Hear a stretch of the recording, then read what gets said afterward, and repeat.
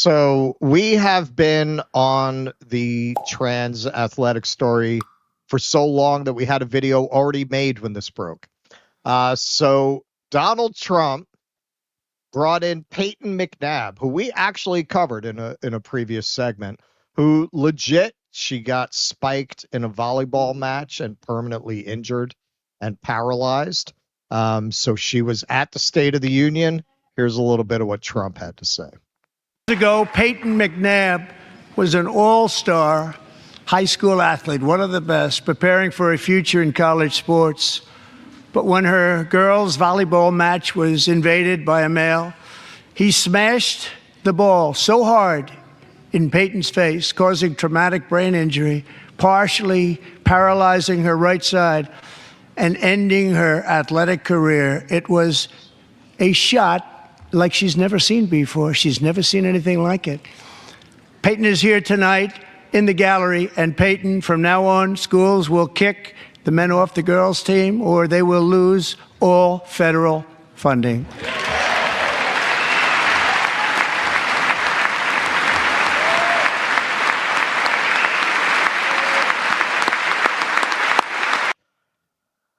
Okay, now needless to say, that is a very popular majoritarian position. It has never not been a majoritarian position.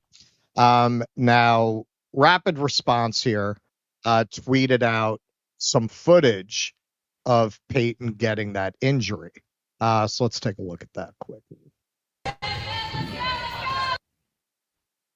That's her. Oh no, that's the trans athlete. So she gets spiked in the head there. Looks pretty severe. Severe enough to be partially paralyzed for the rest of her life. Emma Vigeland, who is a maniac on this subject, absolutely foaming at the mouth, rabid lunatic, in her wisdom decides to quote tweet this. Ha ha ha ha ha ha ha ha ha. Now again, whatever you think about this subject, this is a video of a girl being permanently paralyzed by an athletic injury.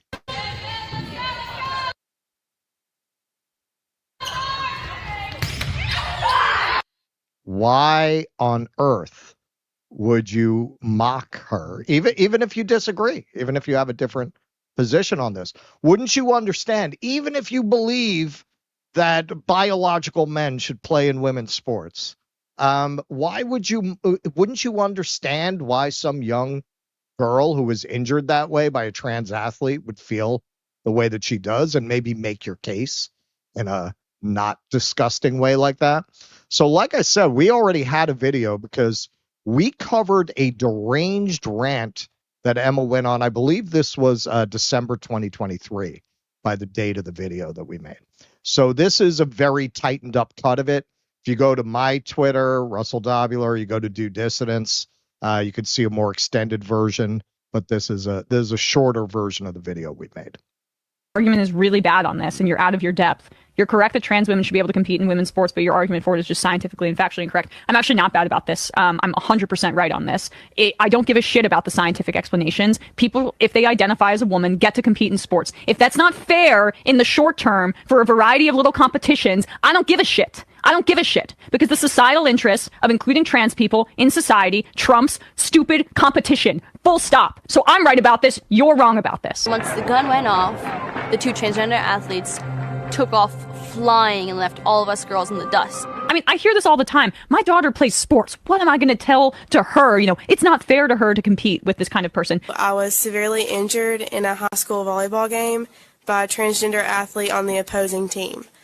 I suffered from a concussion and neck injury that to this day I'm still recovering from. There's not even evidence to show that this is the case, but just take their assertion at face value for a second, that this is some unfair advantage. I mean, there's an unfair advantage all the time in sports. That's actually quite, that's the nature of sports. Honestly, like women's sports, it's barely an institution. It's only been around for a few decades. Like if our sources of our outlets for entertainment, for competition, for like I don't know however to define them.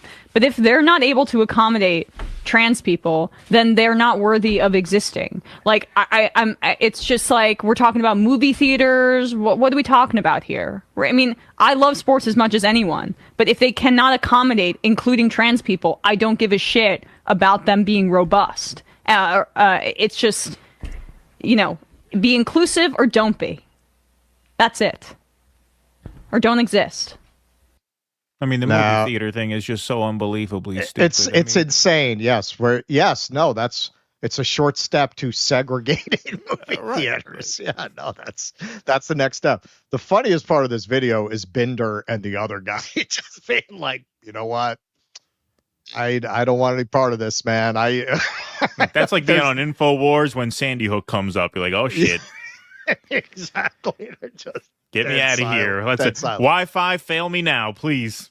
Yeah, it is such an insane rant, and when you combine that with that quote tweet, somebody responded to, I just put our video back up in response to this, and somebody said she just seems like a rich mean girl who hates women and is using this to attack them. That's how it looks to me at this point. Like, I mean, just the fury and rage that she directs at women having their own sports. She's distorting the facts. That's why I put in that montage. Like, it's not around for a few decades. Women have been playing sports for over a century.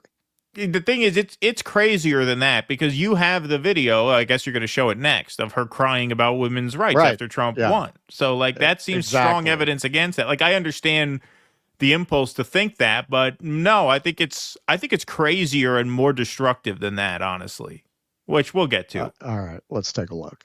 One thing I'll just get a little emotional about is it does as a woman feel. This is Emma's response to Trump's victory this November. His landslide victory, all 7 swing states. Here, let's just start. One thing I'll just get a little emotional about is it does as a woman feel pretty shitty. I feel like the humanity of women and their rights, no one cares. And even in the face of Trump and everything that he represented, that's a tough pill to swallow. Well, it's a tough pill to swallow. A volleyball spiked in your face by a trans athlete with natural physical advantages. No. And she kind of concedes in that deranged monologue. Yeah, maybe it's not fair. That's the nature of sports. If women's sports can't survive that, well, they shouldn't exist. Lunacy. Just absolute lunacy. So this got a lot of responses from some of our friends. Anya Parampil, at least you're openly celebrating violence against women and being honest about your position here. Blakely, please delete this. This is incredibly harmful to the trans community. Revolutionary Blackout, Emma exists to create an ineffective and insufferable left in this country. The absolute queen of bad takes. Comrade Misty, what the actual fuck is wrong with you? Characteristically direct. And my compatriot here summed it up very well. Not saying Emma's an op, but if I were being paid by the intelligence community to undermine the left by presenting left politics in the most unappealing way possible, this is exactly what I would post. So Emma may as well be an op. Now, to your point, Keaton, if you look at, and this is very recent polling, this is February 10th to 17th. 2/3 of U.S. adults support policies requiring transgender athletes to compete on teams that match the sex they were assigned at birth. So that's 66% favor or strongly favor, 19% are undecided. You only have 15% of people who oppose that idea. 15%. Now, some people scream, well, that's because the country is bigoted. Doesn't look that way. 56% believe the trans people should be protected from discrimination in jobs, housing, and public spaces. That's not really consistent with an interpretation that it's only because the country is rabidly bigoted. Only 16% are against the idea that trans people should be protected from discrimination. And yet they recognize science, biological reality, that this is not fair to women. It's not fair to women, the women that Emma claims to care so much about. And when you consider that, half the people who oppose those protections are probably closet transes themselves, so it's probably even lower. Probably, right? probably only like 4%. Right, exactly. And even going on, some of this actually surprises me. Make it illegal for healthcare professionals to provide minors with medical care for a gender transition. Now, that is my position. But you know what? It is a majority position, but not a strong one. 56%. It's not an overwhelming majority like I would expect. And this surprised me. Require trans people to use public bathrooms that match the sex they were assigned at birth. Only 49%. Only 49%. So that's not an overwhelming slam dunk like you might believe it is for people. It seems that more people recognize what we pointed out about this. You think, should Buck Angel go in the women's room? Like, are women gonna really be comfortable? Buck Angel presents as a dude. If you did not know Buck Angel was trans, you would not know Buck Angel was trans. Right. So apparently, my cousin is a trans woman. She looks like a woman. I mean, you would never know. Never in a million years. So should she go in the men's room? Right. Exactly. Right. So so more of the American public recognizes nuance about this than you would be led to believe. So you can't write off that 2/3 recognize that trans men, and it's really about that because that's where the physical advantages are. Right. But 2/3 of the public recognize that, not because they're bigots, categorical bigots, but because they recognize that there are certain biological realities, such as the ones that have affected Peyton McNabb in a very negative way. So now Scott Jennings, to close this out, I've been wanting to use this. He made what I think is a very good point here about why Donald Trump is the president again. And people of the whole spectrum of the left should really listen to this when they consider how they want to present themselves. What is currently the dumbest strategy in politics, which is Democrats taking the 20% side of every 80-20 issue in America. USAID, people want this pared down. They want it streamlined. They want to know where the money is going. Democrats have a meltdown. Today, Donald Trump signs executive order on keeping boys out of girls' sports. Democrats take the 20 side of that issue as well. All these issues, this is like Trump's superpower, finding a bunch of 80-20 issues, getting on the 80, and everybody who's sort of reflexively against him gets on the 20. And now the Democratic Party has like a 31% approval rating. This is why. I don't. You know what? There are nuances to this that Scott Jennings obviously is not ideologically inclined to get into, like the fact that there is no obvious ideological position for a Wall Street-owned left party to take. So they almost have to obsess on these identity issues to distinguish themselves as a party from Republicans. That's really the only difference. So they have to lean into it to an insane degree. But overall, I mean, what he's saying is absolutely true. You present yourself as being the people who are on the side of unlimited U.S. aid funding without any accountability and men and women's sports. Yeah, you get Donald Trump. Yeah. Now, as far as this tweet here, I just want to put that tweet up on the screen one more time. We have that. Yeah, here it is. I'll find it. Where is it? Blah, blah, blah. Here we go.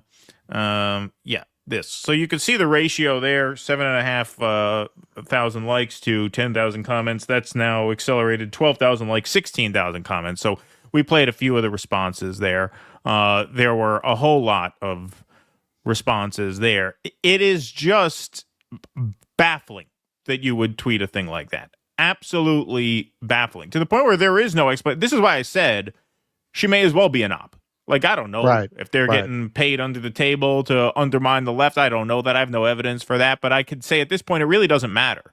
Because if I were getting paid to make the left look bad while posing as an ostensibly left commentator / influencer, whatever she is, this is exactly what I would post. That is pure Fed behavior right there. There's no other explanation for that. She hasn't taken it down.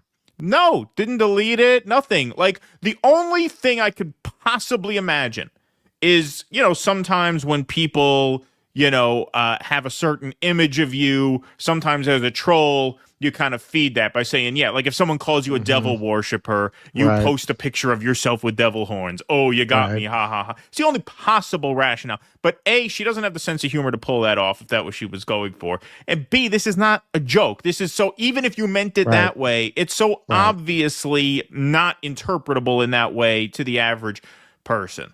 Like, you could make off-color jokes about this topic. I wouldn't advise it, especially since you are known for actually having an extreme position on this topic vis-a-vis the video that we just showed you. But, like, if I wanted to make an off-color joke about this, you could tweet, "It's a shame that didn't happen to Nancy Mace. It's a shame that wasn't Nancy Mace's volleyball team. Ha ha," right? That's a mean joke, and it is a joke for YouTube, obviously. But that's an example of something that people would say, "Oh, that's in poor taste," but they knew you were trying to they knew you were trying to joke. This doesn't even look like you're trying to joke. This is just completely insane. This just completely makes no sense whatsoever to do this, unless you're trying to undermine the left. And the thing about Emma is, and I don't like to play this card generally because, I think, people can't control what circumstances they're born into. She was born into money. You can't hold that against the person in all contexts.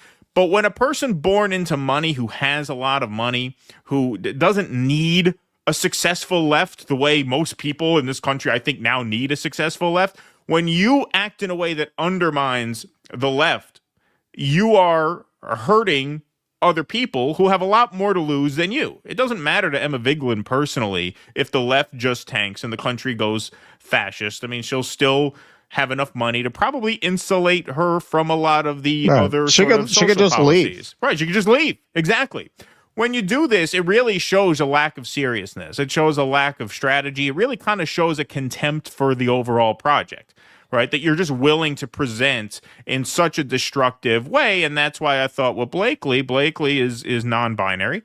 And I thought that made absolute perfect sense to tweet out. Like, hey, this is not helping. This is not helping. You're actually hurting the very community, that you think you're advocating for. So, yeah, it is just an incredibly selfish thing to do at the end of the day. It's acting with no regard for the consequences. Yeah, it's a rich girl, and you went too far, and it don't matter. Anyway, that's why it's a good sound drop, because that is the tweet that someone with no consequence. I mean, that kind of tweet. And I'm not advocating for this. I'm anti-censorship across the board. I'm anti-economic censorship. That can lose you sponsors for the Majority Report. That could really fuck you up to the point where, if you were a person who needed that paycheck next week to get the rent paid, you wouldn't tweet a thing like that. No one conscious of consequence would tweet a thing like that. Well, because remember, and Vigeland is, the quote unquote progressive version of your classic limousine liberal.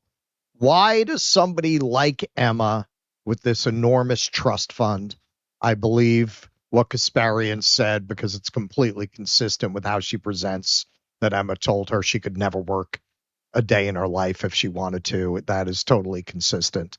Why does somebody like that get into politics in the first place?